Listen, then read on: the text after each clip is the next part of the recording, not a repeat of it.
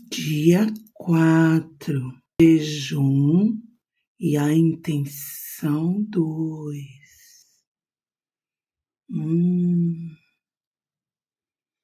Vamos descobrir. Bom dia, graça e paz, bom dia, coisa boa. Almejo que você esteja bem, em nome de Cristo Jesus. Graças a Deus, nosso Deus é bom pra caramba, né? E faz umas coisas, gente, fantásticas. Ai, que é isso, pastora? Hoje é o nosso 4º dia, estamos aqui, aleluia, aleluia. Por que uma intenção 2, pastora? Já teve a intenção 1. É verdade, já teve a intenção 1. E tem aqui a intenção 2. Muito bem. Vale a pena lembrar a cada um de vocês que este tempo é para nós estarmos em comunhão e prática com o que cremos. Boa? Então, por que nós temos o jejum e a intenção 2? Porque a Bíblia fala de tudo, meus amados. E nós precisamos estar atentos a esse falar da palavra de Deus. O que cremos? Cremos que o jejum tem o objetivo de mudar as pessoas e não de mudar a Deus. Então, esse é o primeiro ponto. Cremos que o jejum pode ser feito para o propósito segundo Deus, mas também para o propósito segundo a carne, segundo o orgulho. Devemos ter especial atenção em saber o que nos está movendo. Dessa forma, detectarmos se o propósito é ou não segundo Deus. Ai, meu Deus, então é possível fazer um jejum que o propósito não seja segundo Deus? Com certeza. E nós vamos trabalhar aqui, em nome de Cristo Jesus, com o texto de Atos 23, do 12 ao 24. Amados, o material está todo aí. Eu quero pedir em nome de Jesus, leia o material. Li uma vez, não deu certo. Li outra vez, não deu certo. Ouvi a pastora, não deu certo. Ouvi de novo, boa. Porque depois as pessoas falam assim, eu não consigo perceber, eu não consigo decorar. Mas você fez isso quantas vezes? Entende? Nós precisamos repetir pelo menos 10 vezes algo para ele começar a fixar dentro do nosso cérebro. Então, logo, eu preciso, no mínimo, falar aquele versículo ou ler aquele texto 10 vezes, certo? Então, o texto ele está todo aí no vosso material, olha aqui. Tudo que está em azul no seu material, ele é versículos, para completar o que a gente vai estar falando nos vídeos. Tudo que está em verde, que é o caso desse aqui, olha aqui, é os versículos que temos que decorar, em nome de Cristo Jesus. O que Atos 23 nos apresenta? Ele nos apresenta um período da vida de Paulo. Paulo estava preso, né? E alguns membros dos sinédrios, o texto diz mais de 40, né? Eu quero enfatizar que não eram pessoas comuns, eram pessoas que supostamente tinham o Espírito de Deus, que supostamente buscavam a Deus, que supostamente tinham um relacionamento com Deus, porque esse povo conduzia o povo. Então, mais de 40 homens resolve dar cabo da vida de Paulo. Resolve colocar um ponto final na vida de Paulo. E eles vão armar uma cilada aí. Uma cilada para apanhar a Paulo. Você vê que no versículo 12 diz, e quando já era dia, alguns dos judeus fizeram uma conspiração.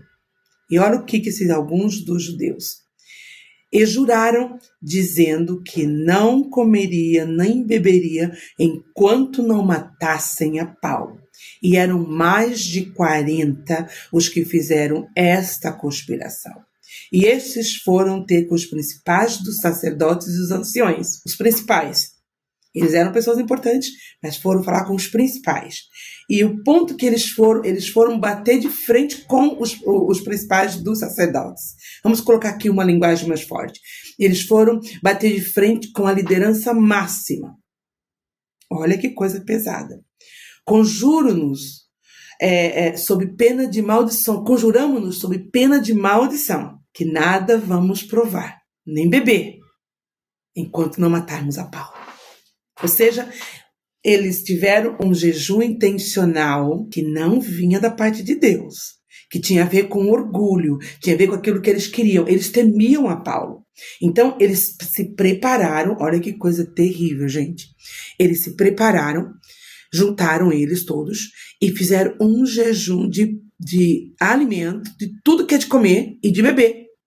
Imaginou? E o alvo era, enquanto Paulo não morrer, nós não vamos parar o nosso jejum. Não vamos parar. Amados, isso é muito pesado mesmo. Ai, Deus meu. Mas sabe o que vai acontecer? Enquanto eles preparavam a cilada para Paulo, porque eles queriam que os principais dos líderes e anciões dissesse para que o Supremo chamasse Paulo para que eles conversassem acerca do que estava a acontecer, soubesse mais detalhes, assim, e na verdade era uma forma de tirá-lo de um sítio enquanto estava sendo transportado, agarrá-lo. Amados, que intenção terrível, que intenção maligna, que intenção misericórdia, mas isso é verdadeiro, está na palavra de Deus. Assim sofreu o homem de Deus. Mas isso não acontece mais nos dias de hoje. Amados, acontece.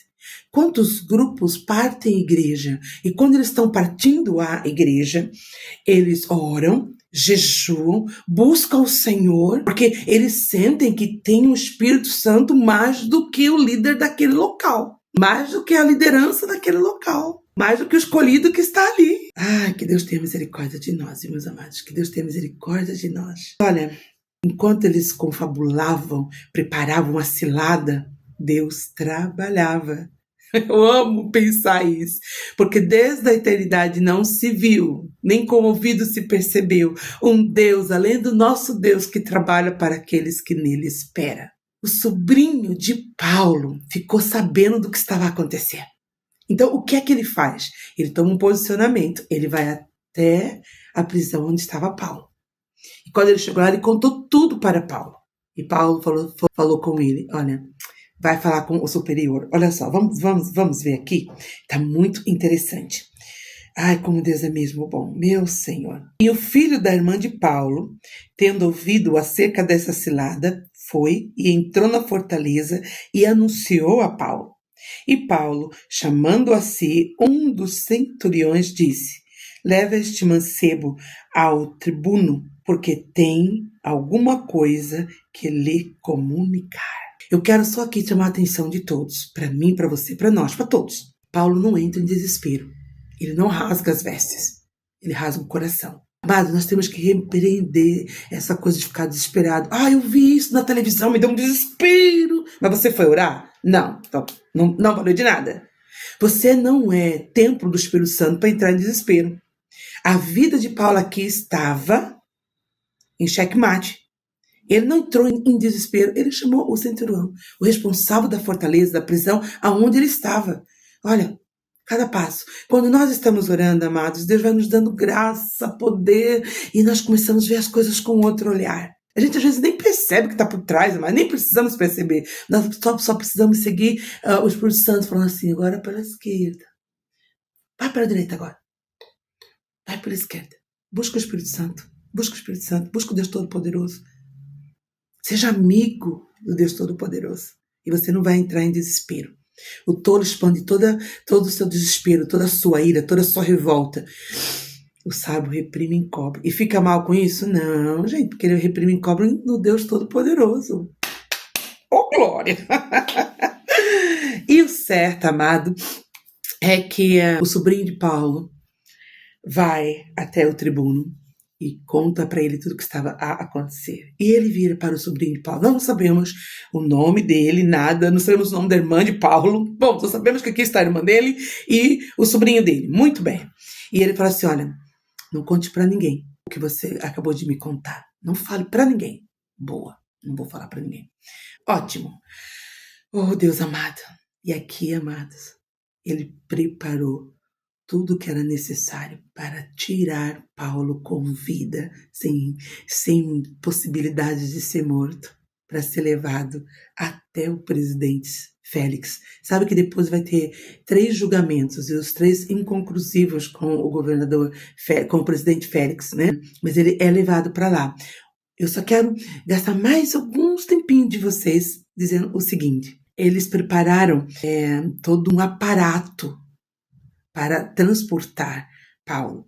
Nesse aparato tinha 200 soldados. Meu Deus do céu.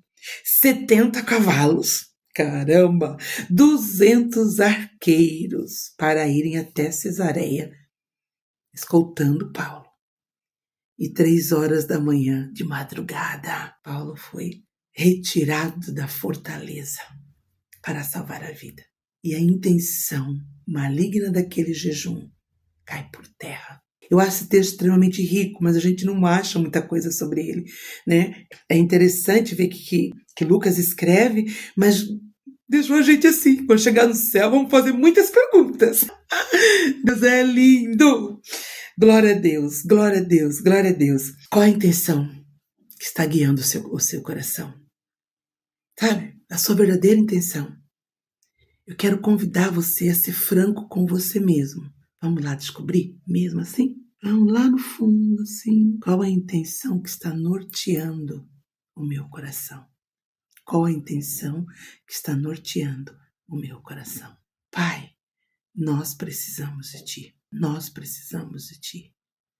Nós precisamos de Ti. Revela-nos as intenções do nosso coração, porque nós queremos rasgar o nosso coração diante do Senhor, deixar ele limpo, puro, limpo, só porque a verdadeira intenção, como falamos ontem, fique dentro de nós, dentro do nosso coração, dentro do nosso coração.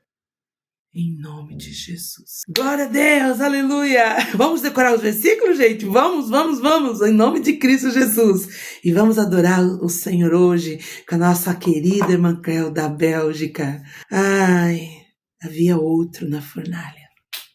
Faça isso. Adore o Senhor nessa manhã. Clame o Senhor nessa manhã. Em nome de Jesus. Beijinhos, muitos.